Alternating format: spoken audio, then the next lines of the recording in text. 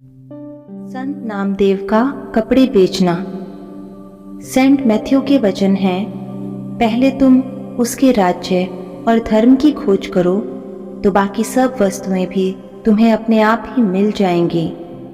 कल के लिए चिंता न करो, क्योंकि कल का दिन अपनी चिंता स्वयं ही कर लेगा। नामदेव जी एक पूर्ण संत हुए हैं। उनके गुरु ने उन्हें नाम की दौलत दी, जो संसार में सबसे अमूल्य वस्तु है। नामदेव जी के घर वाले सभी सांसारिक लोग थे, इसलिए वे इस आंतरिक भेद को उनसे छुपा कर रखते थे। व्यवसाय से वे छीपे का कार्य करते थे।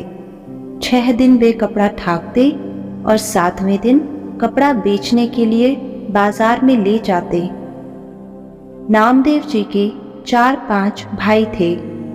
एक बार की बात है कि सब भाइयों ने माल तैयार किया और मंडी में बेचने के लिए ले गए।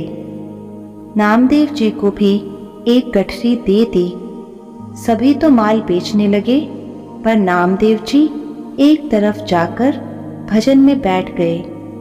जब शाम हुई, दूसरे भाई तो माल बेचकर चले आए, पर नामदेव जी अपनी गठरी जैसी ले गए थे वैसी ही वापस ले आए, क्योंकि तब तक सभी खरीदार जा चुके थे।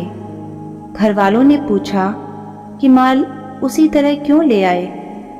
नामदेव जी ने कहा कि कोई ग्राहक नहीं आया। उन्होंने फिर पूछा कि इतना माल किस तरह बिकेगा, कीमत कम ज्यादा करके दे आना था। नामदेव जी चुप रहे। उन्होंने फिर कहा कि उधार दे आना था ना। नामदेव जी फिर भी चुप रहे। जब बहुत तंग किया कि उधार ही दे आना था, तो नामदेव जी ने पूछा, उधार दे आऊं? कहने लगे, जाओ उधार ही दे आओ। बाहर पत्थर पड़े हुए थे। नामदेव जी उठे और गठरी के सारे कपड़े खोलकर एक एक करके सब पत्थरों पर डाल आए और एक पत्थर बतौर जामिन उठा लाए। घर वालों ने पूछा कि कपड़ा उधार दे आए हो? नामदेव जी ने कहा, हाँ दे आया हूँ। उन्होंने पूछा कि लोग पैसे कब देंगे? नामदेव जी ने कहा कि 7वें दिन। किसी ने आकर बताया कि नामदेव कपड़े बाहर पत्थरों पर डाल आए हैं और लोग पत्थरों पर से कपड़े उठाकर ले गए हैं। अब पैसे किसे देने थे? घर के लोग दुखी हुए कि अब पैसे कहाँ से आएंगे।